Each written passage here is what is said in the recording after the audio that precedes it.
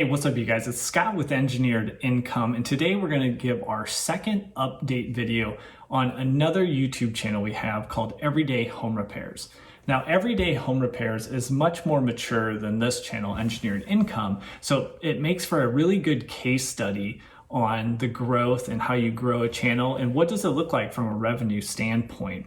So if you haven't seen the first video on our update for that channel, you can click right here in the link and that will give you the full rundown of the first 6 months of being monetized on a YouTube channel.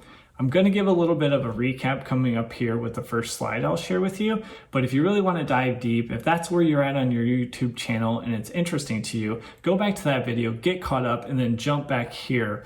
And this video will look at the next 9 months. Right? So this is almost 3 years of having a YouTube channel. What does that mean from income and how much have we progressed over these last 9 months, which overall has been pretty awesome. So let's jump into it. All right, so what we'll go over is a channel update and just give you some of the basic metrics behind the channel and show you the growth since the last update, which was about 9 months ago. What lessons learned? So over those 9 months of additional publishing of videos and just really learning with the process, which is a continual journey, how do I distill down those lessons learned? And then what's next? We do have some cool things on the horizon I'm really excited about, and they are going to be quite a bit different than what they have been in the past. So we'll go over those and share those with you guys as well.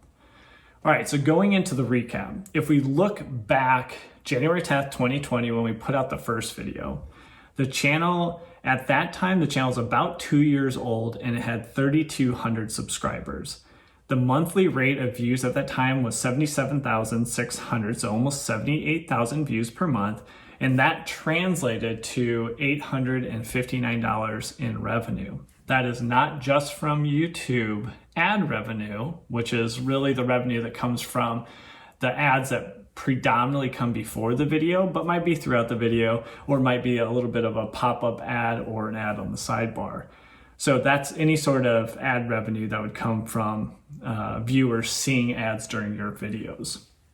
But it also includes any affiliate commissions. So if there is a link in the description clicking you out to a product or tool that's showed in the video, there is some form of commission that's given for bringing that consumer to the platform. Let's say Amazon being the most popular. And at that time we had 43 videos published. So that was the overall size of the channel. And then taking that and then putting it to goals for 2020. Remember, that was at the start of 2020. I set a challenge to myself to get my revenue up to $1,500 per month and have a total published library of 90 videos. This was a stretch for me. Remember, it took me 2 years to get to 43. And then in 1 year, I wanted to more than double that. So obviously that was going to be a higher ramp rate or cadence of releasing than I had done before. So let's look at the numbers. All right, so what I'm showing you here is a bar chart. On the left-hand side, we'll label for monthly videos that have been published. So just kind of show you that frequency and rate that we're publishing.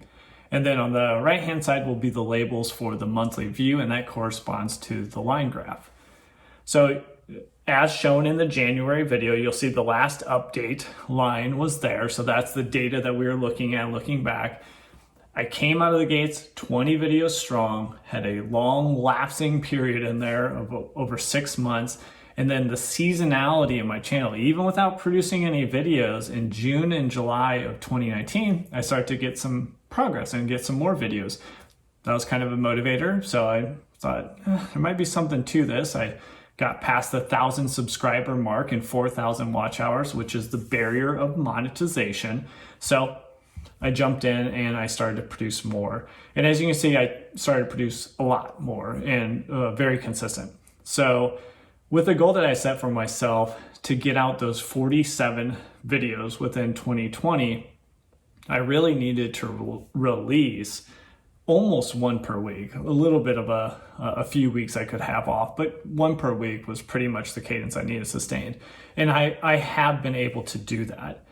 So looking at January, really had an awesome ramp throughout the spring. My channel does have some seasonality to it. I'm trying to fight that by also putting out content that's good for like Midwestern cold weather. And a lot of my viewers are, let's say, from the United States and seem to be go through seasons like the summer and winter seasons. And some of the outside work is really going to obviously hit in the summer seasons for the Northern Hemisphere for the United States.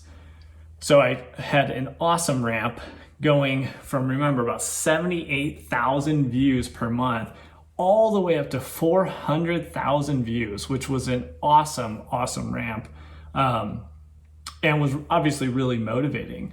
But I kept producing, kind of went over that hump a little bit. Some of my heavy hitting videos at the time are really good in the spring seasons. So those started to come down.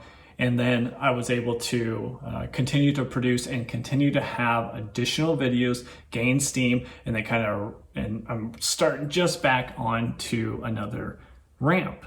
So hopefully it will keep going up and progressing past that 400,000 mark as we sit here and just got the numbers from September. So the question is, you see the views. Views are a pretty good correlation to what you'll make in revenue. There are a few other factors that go into it.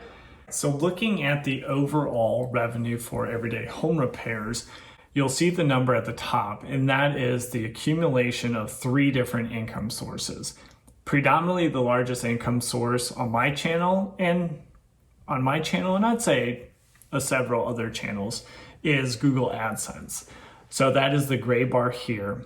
The light blue bar is going to be Amazon affiliate links that are predominantly in my description, and that would be like the supplies or products that I'm using for the actual project, and then people can link from there, go over to Amazon, and there is a commission that would get paid for you bringing that lead, bringing that customer over to Amazon. And then a much smaller dark blue, which is Home Depot, which I'm still trying to get started on. And one thing I will note about affiliate links. So this year in 2020, Amazon has substantially reduced their commission that they pay out for you bringing that customer, bringing that lead. And it's broken out into different categories. And there's different percentages for a lot of different categories. They reduce pretty much across the board. So what you'll see on the stacked bar chart is, although the overall revenue is growing substantially from our last update, so we're growing from $859 all the way up to $4,500, $4,532 in September of 2020, but the Amazon portion is staying the same. And that's because the percentage overall of every person I'm bringing over to Amazon went down. So if they buy $100 worth of products, let's say it used to pay out at 4.5% or 5% of that sale price, and now it's down to like a 3 or 2.5% or a blended average on all the different things they're buying. So although the numerical amount that I'm getting from Amazon has pretty much stayed the same, the percentage of my overall revenue has went down from about 25% to now current day, I'd say it's about 12 to 15%. So the growth from this last 9 months has been impressive. Remember, my goal was $1,500 in 2020 per month. So we have blown that out of the water. I'm super pumped up about that. And then that will go into some of these lessons learned that we see going forward. So let's compare that. Channel update 1, January 2020, 9 months later, 9 months has passed, and now we're in October. And we're moving from 3,200 subscribers on the first update to now over 15,600. And we're getting about 1,900 to 2,000 subscribers per month. That is the rate of growth right now, and I do not expect that to slow down. The views have stepped up substantially as well, and you're really getting paid off of views. So subscribers is a good metric to go off of, but a lot of people call it a vanity metric, right? It's not directly correlated to your income. There are several channels that have 100,000 or multiple 200,000-300,000 subscribers that get the same amount or less views than my channel does. So subscribers can be a little bit of just that, a vanity metric for your channel. So we went from 78,000, give or take, to 380,000. And again, I think there's a lot more growth to go. And then we more than 5x'd our revenue in 9 months. Awesome. I really can't ask for more. And the nice thing is I do not think I'm capping out. On some blogs or on some YouTube channels, you'll get like 2 or 3 of, let's say, 100 videos blow up. And those 2 or 3 are 50 to 60% of your revenue. That's simply not the overall format of my channel. I have 30, 40, 50 videos out of the 99, as you see there, published that are producing, right? That are producing 50 views a day, 100 views a day, all the way up to 500 views or more per day. So I feel really good about the channel in terms of its stability. One video could drop off, multiple videos could drop off, and that's not gonna take out my revenue completely. Don't wanna jinx myself. Obviously, YouTube and Google can make massive changes. There is risk there when you're building something on somebody else's platform, but I feel fairly good, about my diversification on the videos that are producing. And my goal, again, was 90 videos produced in 2020, and we're well ahead of pace. So we already produced 99 videos, and I would say we'll end probably at about 110. So we'll be 20 videos over our goal. So, lessons learned. 1, lead with value. We all get in a bit of a hurry. We all want to see that revenue come in and growth and see that go in our bank account, right? Because it makes us feel value and it makes us feel like our content is seen as value to the consumer or the viewer.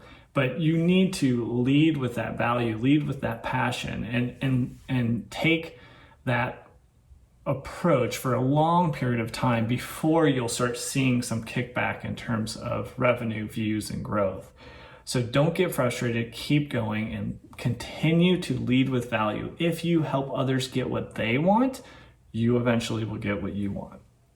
The flywheel effect is real. This is from Jim Collins, I think, is the author. He wrote a bunch of different books. One was From Good to Great. It's about large corporations and did case studies on what was different about, I think, 15 companies that went from kind of a good, good financials to great, substantial, outpacing the market. And they distilled it down to a few different factors. Jim Collins also talked about the flywheel effect. And what does that mean? That means the amount of effort that you need to put in early on in a company, early on in a YouTube channel, early on in any sort of venture that you're going after is substantial for the movement that you'll see. So a flywheel is actually on an engine. And when you spin or spool up the engine and turn the crankshaft, you turn the flywheel, which is a fairly heavy component. So it takes a lot of energy to get that thing spinning. But once it is spinning, it does not take a lot of energy to keep it spinning. How that translates into YouTube, the amount of energy and time and effort that you're going to put in to get to $1,000 per month is substantial. You need to put in the time and effort. You need to take it seriously. You need to act like it's a business, because it is. But the amount of energy that you need to put in to continue to make $1,000 per month, barring any crazy changes by Google or YouTube, is much, much less. So flywheel effect, you need to get it spinning.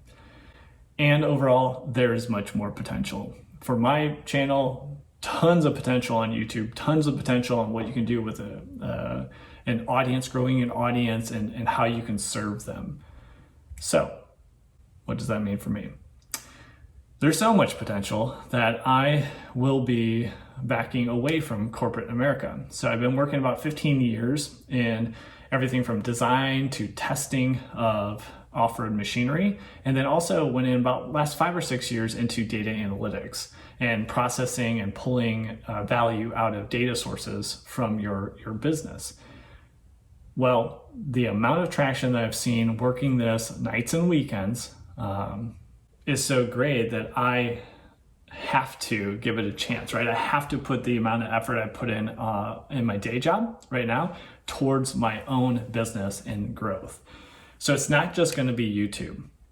So I'm going to have Everyday Home Repairs, which are bread and butter. That is the YouTube channel. That's the thing we're going to really keep focusing in on and producing 2 videos a week in 2021 and really blow that thing out. But also this channel, Engineered Income, sharing some of these experiences, helping you if you guys are on a similar path, and building more of a community where we can network and help each other as we grow, whether it's different investments like rental properties, which is one of the 3 pillars of income streams that I'll be growing out in 2021. This is something I've already been doing for 10 years. So this is not new. This is not something I'm projecting that I'm going to do. This is something that I've been doing for a long time.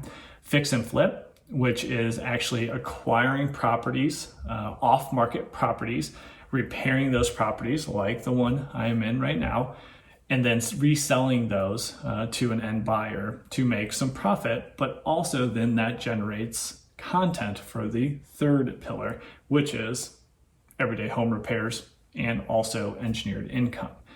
So that's where I'm at. I am going full time. I'm going to be doing that at the end of 2020 and 2021. I'll be building the business and really focusing in on this. So if you guys have any questions, have any comments, please jump down into the comment section. Let me know. Engineered Income's super new channel. We're just trying to grow it. So I want to know what you guys are interested in and how can I help you? What are you trying to work through? And if I have any experience in that, I'd be happy to share that with you guys. So let me know. Don't forget to subscribe to the channel if you haven't already, and then please give us a like as we try to grow this channel out, and we'll see you on the next video. Take care.